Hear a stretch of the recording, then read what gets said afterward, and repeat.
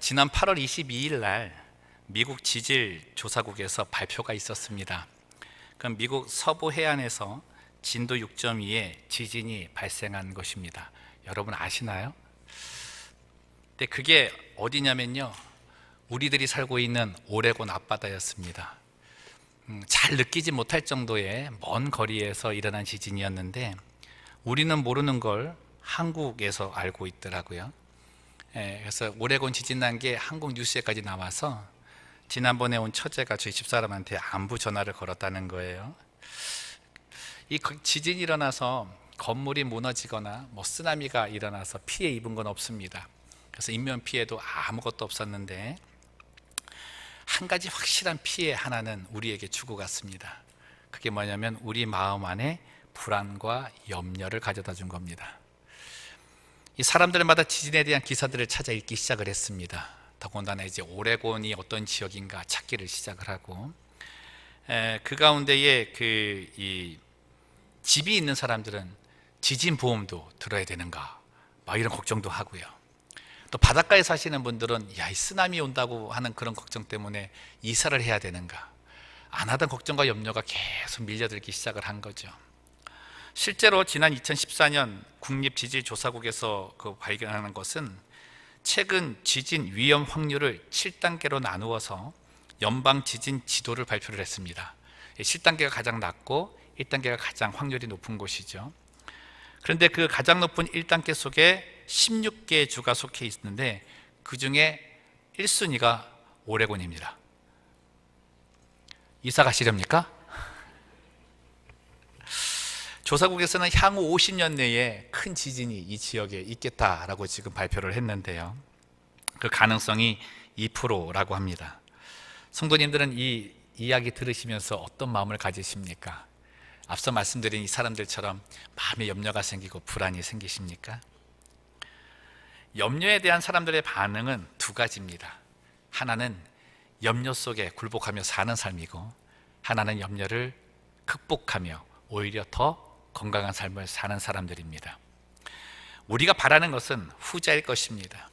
저는 오늘 말씀 보면서 우리 모두가 염려에 굴복해서 사는 사람이 아니라 그 염려를 극복할 뿐만 아니라 오히려 그 염려 때문에 더 건강하고 더 강하게 사는 그런 삶의 지혜를 한번 얻어보고자 합니다. 그 지혜는 한 가지입니다. 그 염려의 중심에 나를 두지 않고 예수님을 두는 겁니다.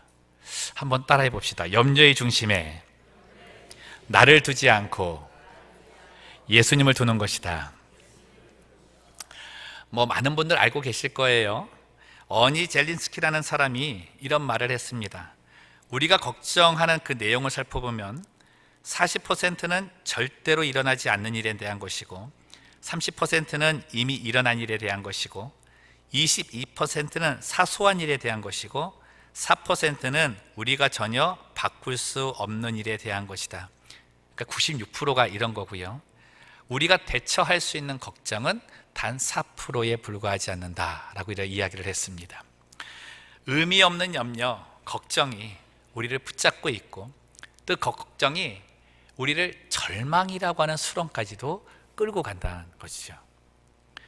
연세세브란스 암병원의 조사에 의하면 암 환자의 경우 실제 암이라는 질병 때문에 고통을 당하는 것보다 그 암이라는 소식으로 인해 생긴 환자들의 그 사이드 임팩트, 불면증, 그 다음에 불안, 그리고 우울증 때문에 더 많은 고통을 받는다 그래요. 그래서 치료약을 먹고 주사를 맞고 치료가 되는 과정 속에 희망이라는 것을 느끼기보다는 불안감, 죽음이 더욱더 가까이 다가오고 있다라고 하는 그 두려움이 치료를 더욱더 더디게 만든다고 합니다. 때로는 그 일을 인하여서 목숨을 끊는 경우도 있는데, 이때 환자들과 대화를 나누면 공통적으로 이런 말을 한다 그래요. 그 고통의 중심에 나 혼자밖에 없어요. 그 고통의 중심에 나 혼자밖에 없는 것 같아요.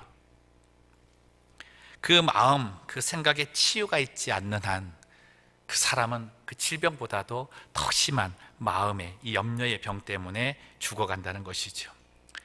여러분이 치유가 일어나야 됩니다. 암 환자뿐만 아니라 우리의 삶에도 염려와 근심이라는 것 때문에 정말 죽음에 이르는 고통을 맛보며 살고 있는 그런 현실이 아닙니까? 내 삶의 중심에 내가 아니라 예수 그리스도를 모시는 것만이 이 질병을 치유할 수 있습니다.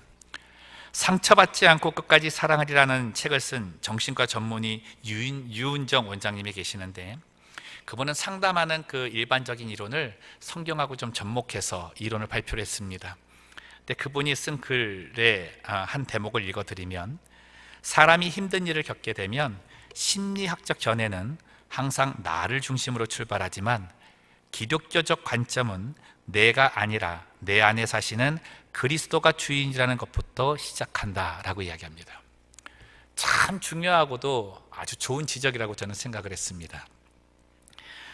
이 분이 하신 말씀을 우리들이 예수를 구주로 영접했다는 것과 연결해서 살펴보면, 우리는 예수 그리스도의 십자가의 은혜와 부활의 그 권능으로 하나님의 자녀가 되었습니다.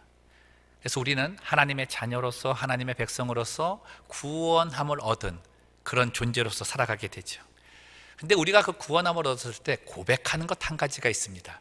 그게 뭐냐면 예수는 나의 구세주라는 것이죠. 그 구세주라는 그 의미 속에 담겨있는 큰 비밀 한 가지는 그가 나의 주인이라는 겁니다. 그분이 나의 주인이라는 거죠. 그러니까 내가 구원의 감격과 기쁨을 고백하는 그 순간 나의 삶의 주인이 나에서 주님으로, 우리 예수님으로 바뀌어버리는 거예요. 내 마음의 왕자에는 더 이상 내가 없습니다. 예수님이 계십니다. 그러면서 찾아오는 것이 평안이라는 거죠. 예수님이 내 마음의 왕자에 앉으시면서 찾아오는 것이 평안입니다. 오늘 이 자리에 예수를 나의 구주로 영접하시는 우리 모든 성도님들에게 이 평안이 가득하신 줄로 믿습니다. 없으시면 찾으시면 되고요. 그런데 이 염려라는 게 내 마음에 들어오면 내 마음의 왕자에서 예수를 밀쳐버립니다. 그래서 이 염려라는 건 그냥 단순한 상황, 사건이 아닙니다. 사단의 도구입니다. 하나님과 나를 멀어지게 하고 내 마음의 왕좌에서 예수님을 떠나게 만들고 다시금 나를 그 왕좌에 앉게 하는 그러한 도구로 사용되고 있다는 거죠. 염려는 하나님께 대한 불신의 교묘한 모습입니다. 여러분, 우리 성도님들이 염려할 때 하나님에 대한 의심이 생기기 시작을 해요. 첫 번째는 하나님이 정말 계속해서 내게 공급하여 주실까? 두 번째는 하나님은 계속해서 나를 지켜주고 계실까? 나를 돌봐주고 계실까? 지금의 이 치료 과정 속에 하나님의 능력이 나타날까? 이거를 궁금해한다는 거예요. 의심하기를 시작한다는 겁니다. 여러분, 그거 아세요? 성도들은요, 하나님에 대한 의심이 드는 순간부터 삶이 무기력해집니다. 그리고 삶의 모든 것들이 절망적인 상황으로 자꾸만 빠져들어가요. 잠언 12장 25절 말씀이 이런 상황을 설명해 주고 있습니다. 근심이 사람의 마음에 있으면 그것으로 번뇌하게 되나 선한 말은 그것을 즐겁게 하느니라. 이 성경 구절에 있는 번뇌하게 만들다라는 말의 영어 번역은 weight입니다. 그러니까 무게를 쥐어주는 거예요. 짐을 쥐어주는 겁니다. 사람을 굉장히 짓눌러서 무겁게 만드는 거죠. 여러분, 혹시 주무시다가 가위 눌림이라는 것을 당해보신 적이 있으십니까? 어렸을 때 이런 부분들 느끼실 때도 있고, 아마 커도 이런 거 꿈꾸시다가 느끼신 분이 있는데, 내 몸은 이렇게 있는데 꿈속에서 뭔가가 나를 이렇게 짓누르는 거예요. 너무 무겁게 짓누르다 보니까 몸이 움직여지지를 않아요. 여러분, 이처럼 내가 살아있는 현실 속에 나는 지금 살아있는데 나를 옴짝달싹하지 못하게 꽉 묶이도록 무게를 주고 있는 것, 그게 염려라는 겁니다. 이 염려 속에 사는 사람, 정말 이 근심은 사람을 짓누르고 있어서 정말 이에게 필요한 건 잠언 말씀처럼 그것을 즐겁게 하는, 그 사람을 즐겁게 하는 선한 말이 필요한 거예요. 여러분, 그 선한 말이 뭐예요? 바로 하나님께서 우리에게 주신 기쁨의 선물 임마누엘입니다. 임마누엘이 뭡니까? 하나님이 우리와 함께 하신다. 하나님이 너와 함께 하신다. 하나님이 나와 함께 하신다. 한번 해볼까요? 하나님이 너와 함께 하신다. 하나님이 나와 함께 하신다. 여러분, 그 임마누엘이 누구세요? 예수 그리스도 아닙니까? 번뇌하고 근심이 내 마음의 모든 것들을 다 앗아가버리고 나를 짓눌러서 아무것도 하지 못하는 그때 정말 그에게 용기 줄 수 있는 한마디는 하나님께서 너와 함께 하신다는 거예요. 하나님께서 이 땅에 예수 그리스도를 보내실 때 정말 근심과 염려로 신음하고 있는 우리 백성들에게 주신 선물 하나가 있죠. 예수님께서 이 땅에 오시면서 비춰주신 그 빛, 바로 하늘의 평강의 빛으로 우리의 영혼을 비춰주고 계신다는 겁니다. 여러분, 하나님께서 주시는 평강은 세상에서 주는 평화와 다릅니다. 근심과 염려 때문에 내가 이기고자 하는 적극적인 사고방식으로도 얻을 수 없고요, 어떤 마음의 갈등이 해소되었다 그래서 그것이 해결되는 것이 아닙니다. 좋은 감정으로 계속 생각해야지라고 하는 긍정적인 마음 갖고도 얻을 수 없는 거죠. 그 평강은 오로지 하나님만이 주실 수 있습니다. 오늘 본문 말씀에 보면 모든 지각에 뛰어난 하나님의 평강이라고 되어 있습니다. 모든 지각에 뛰어나다라고 하는 얘기는 우리의 이해의 그 모든 영역을 초월한다는 얘기입니다. 그러니 하나님께서 주시는 그 평강의 그 영역은 내가 이해할 수 없을 정도의 큰 은혜로 우리에게 다가온다는 거죠. 생각해 보세요. 우리에게 일어나는 모든 일들을 여러분이 다 이해하실 수가 있습니까? 또 하나는 하나님께서 우리에게 베푸시는 모든 은혜를 여러분들이 다 가늠하실 수가 있습니까? 다 이해할 수 없어요. 근데 그 이해할 수 없는 영역 가운데 정말 큰 은혜는 뭐냐면 하나님이 우리와 함께 하시며 우리를 사랑하고 계신다는 겁니다. 그러하기 때문에 고난과 역경 때문에 염려의 상황이 되었어도 이 하나님의 영역의 것을 내가 붙들고 있는 거예요. 이 하나님의 영역의 것을 내가 믿고 있는 겁니다. 그 믿음을 통해 하나님께서는 우리 영혼에 염려를 몰아낼 수 있는 하늘의 평강을 주시는 겁니다. 여러분, 이 염려가 우리 마음에 오는 것이 믿음에 반향하는 거라 그랬잖아요. 믿음이 연약한 자에게 염려가 더욱더 가까이 다가올 수 있다 그러는데, 아들을 주시면서까지 우리를 구원하신 그 하나님께서 우리의 믿음이 연약해서 하나님을 의심하고 염려 속에 빠져 있는 것을 본다면 아마 이건 책망의 대상이 될 것입니다. 아마 제자들처럼 믿음이 작은 자들아 왜 의심하였느냐라고 하는 책망만 받을 일일지 모르는데, 오늘 본문 말씀에 보면 그 책망받는 그 자리에 있는 우리들을 하나님께서 다시금 보듬어 안아주시는 것을 느끼게 되는 거죠. 오늘 말씀 속에서는 책망의 내용이 없습니다. 보십시오. 7절 말씀 보시면 그리하면 모든 지각에 뛰어난 하나님의 평강이 그리스도 예수 안에서 너희의 마음과 생각을 어떻게 하신다? 지키신다. 책망의 대상이 될 우리에게 오셔서 하시는 말씀은 내가 지켜줄게라는 거예요. 내가 지켜줄게.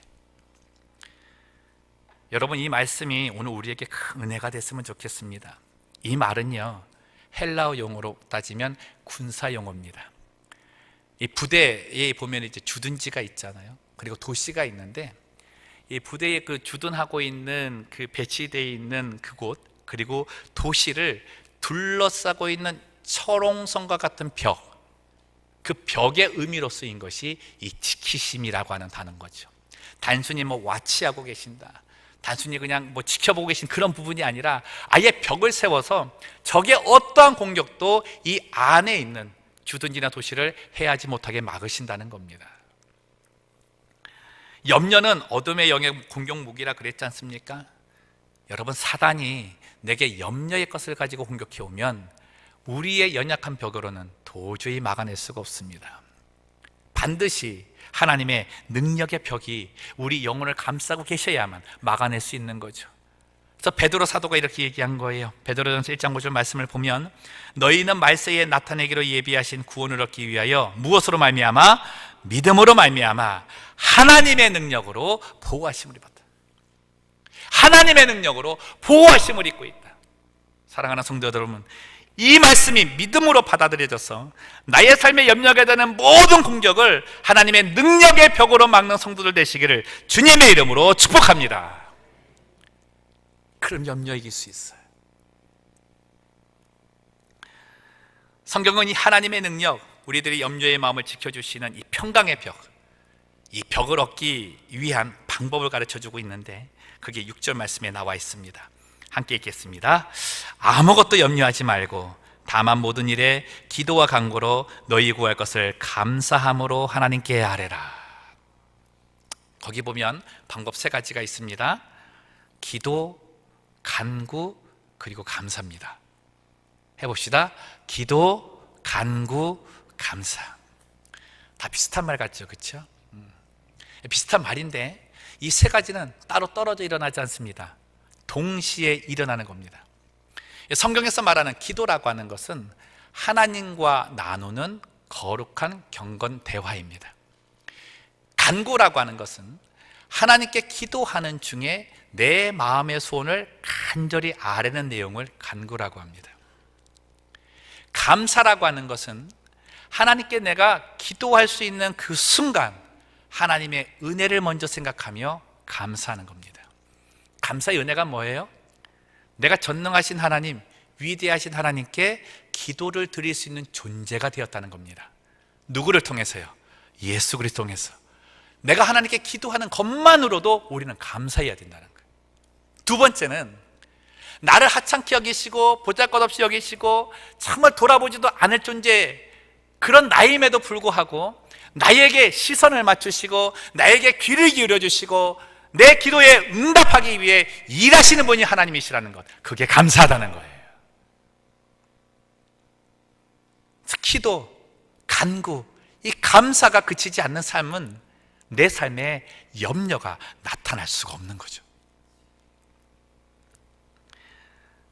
여러분, 무엇보다 중요한 건요, 하나님과 나누는 경건한 대화, 이 기도가 익숙해야 합니다. 이 앞서 말씀드린 그 유은정 원장님이 이 크리스찬들을 상담을 또 많이 하세요. 근데 그 염려 속에 막 이렇게 휩싸여 있는 그 그리스도인들이 와가지고, 성도님들이 와가지고 상담할 때 보면 꼭 이런 말씀을 하신대요. 마음이 너무 힘들어요. 조급하고 불안해요. 그런데 성경을 펴도 어디를 읽어야 할지 모르겠어요. 기도도 나오지 않아요. 어떻게 기도를 해야 될지도 모르겠어요. 좀 가르쳐 주세요. 그리스도인인데, 성도인데 마음이 불안할 때 어떤 말씀을 봐야 되는지, 또 어떤 말씀도 생각이 나지도 않고 암기된 말씀도 없으니 힘이 되지 않는다는 겁니다. 기도를 해야 되겠는데 도대체 어떻게 기도를 해야 되는지 해도 마음의 불안과 의심은 사라지지를 않는다는 거예요. 그런 그들에게 그 원장님이 이렇게 말씀을 하실 때요, 기도 그냥 편하게 하세요. 그냥 편하게 하나님께 가서 이야기하세요.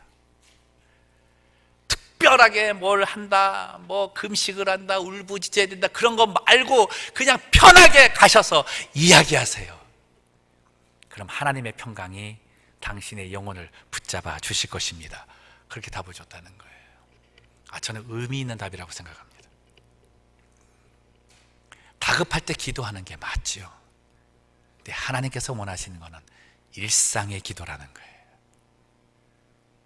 언제라도 영적인 무기를 가지고 어둠의 세력에 도전해 올 텐데 너는 어떻게 큰일만 터져야만 오느냐는 거죠. 요사이 스토리텔링이 인기이지 않습니까? 그러니까 어떤 뭐 이렇게 그 사회자가 있고 이제 스토리텔링하는 사람이 와 앉아 있으면은 특별한 문제가 없어요. 근데 서로 막 주고받는 대화를 하다가 그 마음에 힐링이 일어나는 거죠. 여러분, 하나님과 우리의 관계에 주께서 원하시는 것은 스토리텔링이에요. 매일 와서 나에게 이야기하라고, 아주 자연스럽게 내게 와서 이야기하라고, 마음 터놓고 이야기할 수 있도록 편하게 와서 이야기하라고.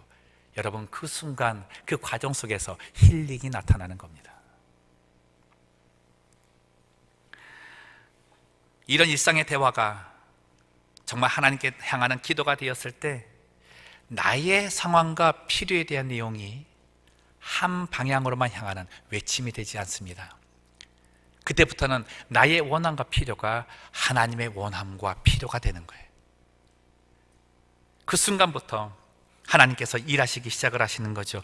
그분의 일하심은 언제나 우리 기대 이상임을 믿습니다. 그래서 그분의 응답은 내가 간구하는 소원 이상의 것을 항상 준비하고 계세요.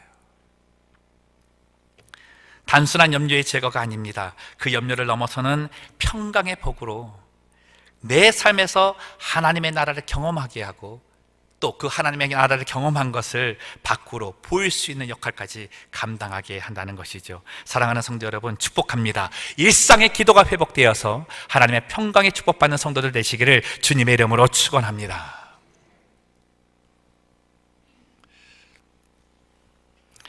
어떤 것에 대해서도 전혀 염려하지 않을 수 없는 세대입니다.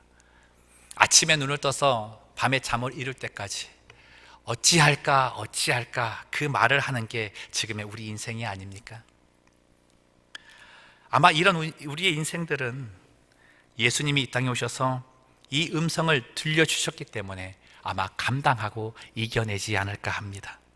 마태복음 6장 25절 26절 말씀을 읽어드립니다. 주님의 음성으로 받기를 원합니다. 그러므로 내가 너희에게 이르노니 목숨을 위하여 무엇을 먹을까 무엇을 마실까 몸을 위하여 무엇을 입을까 염려하지 말라. 목숨이 음식보다 중하지 아니하며 몸이 의복보다 중하지 아니하냐. 공중의 새를 보라. 심지도 않고 거두지도 않고 창고에 모아 들이지도 아니하되 너희 하늘 아버지께서 기르시나니 너희는 이것들보다 뭐하지 아니하냐? 귀하지 아니하냐. 이 말씀을 수없이 읽잖아요. 근데 저는 이 말씀 읽을 때마다 참 은혜가 되는 구절이 있는데 다른 분들은 그러더라고요. 이 말씀 읽으면서 그 마음의 풍성함이 느낀대요. 하나님이 공급해 주신다, 입히신다, 먹이신다. 이게 초점이 많이 되더라는 거예요. 근데 저는 마지막 구절이 마음에 많이 와닿습니다. 너희는 이것들보다 귀하지 아니하냐. 여러분, 하나님의 나를 귀하게 여기심을 믿으십니까? 하나님께서 내게 염려를 가져가시는 이유, 하나님께서 내게 공급해 주시는 이유, 하나님께서 나를 돌보시고 지키시는 이유는 내가 귀하기 때문입니다. 하나님 앞에 내가 귀하기 때문이라고요. 얼마나 귀하면 사랑하는 아들을 죽이기까지 하면서 나를 살리고자 하는 그 열심을 내셨겠느냐고요. 너무나 귀한 존재로 여기신다는 것입니다. 존귀하신 그 하나님이 나를 귀하게 여겨주신다는 것, 여러분, 그래서 기도할 때마다 이걸 느끼는 거예요. 그렇기 때문에 기도할 때마다 감사가 넘칠 수밖에 없는 거죠. 감사의 자리가 뭐예요? 예배의 자리인 겁니다. 사랑하는 성도 여러분, 기도의 자리가 예배임을 믿습니다. 감사의 자리가 예배임을 믿습니다. 예배를 떠난다고 하는 것은 내 기도의 자리에 떠난 것과 다르지 않아요. 우리는 인류 최초 아담이 죄를 지어서 에덴 동산에서 쫓겨날 때부터 하늘의 평강과 평화를 잃고 삽니다. 근심과 연조 속에 사는 건 당연한 거겠죠. 그때 그 에덴 동산에서 쫓겨난 아담과 하와는 나뭇잎 옷을 입고 있었습니다. 근데 저녁이 되니까 날이 추워져요. 바람도 세져요. 어둠 가운데에 두렵고 떨림이 있지 않겠습니까? 근데 그때에 그들을 돌아보신 분은 우리 하나님이셨다는 거죠. 하나님이 오셔서 그들에게 베푸신 것은 이제 나뭇잎으로 옷을 가리고 입다가 그게 헤어졌기 때문에 다른 나뭇잎 옷을 만들어서 입혀주시지 않았습니다. 그때 입혀주신 옷은 가죽옷이었습니다. 어떠한 추위를 이겨낼 수 있고 어떠한 다니다가 나뭇가지에 스쳐서 나가는 그 모든 해함에서도 방지할 수 있는, 다 막아줄 수 있는 그런 가죽옷을 입혀주셨다는 거죠. 사랑하는 성도 여러분, 이 시대에 우리에게 입혀주시는 가죽옷이 무엇입니까? 하늘의 평강입니다. 하늘의 평강. 그 하늘의 평강이 뭐예요? 임마누엘, 하나님께서 나와 함께 하신다. 염려의 중심에 혼자 계시지 마십시오. 그 염려를 붙들고 계시지 마십시오. 그 자리는 우리의 자리가 아니고 그 붙드는 역할은 우리가 할 것이 아닙니다. 염려의 중심에는 주님이 서 계셔야 하고 그 염려는 예수님이 붙드셔야 합니다. 그러하다면 우리는 그 염려를 붙들고 계시는 그분의 약속의 말씀만 붙들면 되고, 내가 세상 끝날까지 너희와 함께 할 것이라는 그 약속 때문에 그 모든 염려에서 벗어나게 되는 것이지요. 이것을 체험한 사람, 그 사람이 평안의 사람입니다. 그리고 이 소식을 전달하는 사람이 평안을 주는 사람이죠. 예수님께서는 하늘의 그 밝은 곳을 떠나서 어두운 무덤으로 들어가신 분이세요. 스스로 인생의 염려와 아픔과 고통과 불안의 그 무덤 안으로 들어가신 분이십니다. 그 안에서 부활하심으로 생명을 일으키신 분이세요. 내 인생의 삶이 지금 염려의 무덤과 같습니까? 고난과 불평의 무덤과 같습니까? 고통과 낙심과 절망의 무덤이라고 생각하십니까? 내 안으로 유유히 그리고 스스로 걸어오시는 그 예수님을 맞아들이셔서 예수의 생명의 빛으로 다시 부활하는 성도가 되기를 원합니다. 그 삶이 우리에게 있어서 그 평안을 이제는 전달하며 살아가시는 거죠. 예수 믿는데 불안하다, 이상한 얘기잖아요. 불안했는데 예수 믿어서 평안하다, 이거 아닙니까? 우리의 삶에서 하나님께서 원하시는 고백 또한 이것일 것입니다. 이 불안의 세대에서 나타나는 해함과 폭력, 자학과 자살, 절망과 낙심의 수렁에 있는 자들을 건져낼 사람들은 하나님의 사랑, 예수 그리스도를 마음에 품은 우리들입니다. 상황은 우리를 염려로 이끌지만 예수는 우리를 소망으로 이끌어 주실 것입니다. 모든 지각이 뛰어난 하나님의 평강으로 염려와 근심을 인생의 모든 기쁨과 소망으로 바꾸는 그런 변화의 성도님들 되시기를 주님의 이름으로 축원드립니다. 기도하겠습니다. 살아계신 하나님 아버지, 아침에 눈을 떠서 잠자리에 들 때까지 하나님, 우리의 인생은 불안과 염려가 기다리고 있는 인생임을 발견합니다. 하나님, 한 치 앞도 내다볼 수 없는 그런 불안한 가운데에 한 걸음 한 걸음 내딛는 우리들을 불쌍히 여기시는 주님, 오늘 이 말씀 주시면서 내가 너와 함께 하리라 라고 하는 그 약속의 말씀 다시금 마음에 품게 하여 주시고, 임마누엘의 하늘의 평강을 가지고 염려를 극복하고 오히려 승리의 삶을 전하는 평안의 사람 다 될 수 있도록 축복하여 주시옵소서. 감사하며 걸어가신 예수님의 이름으로 기도드리옵나이다. 아멘.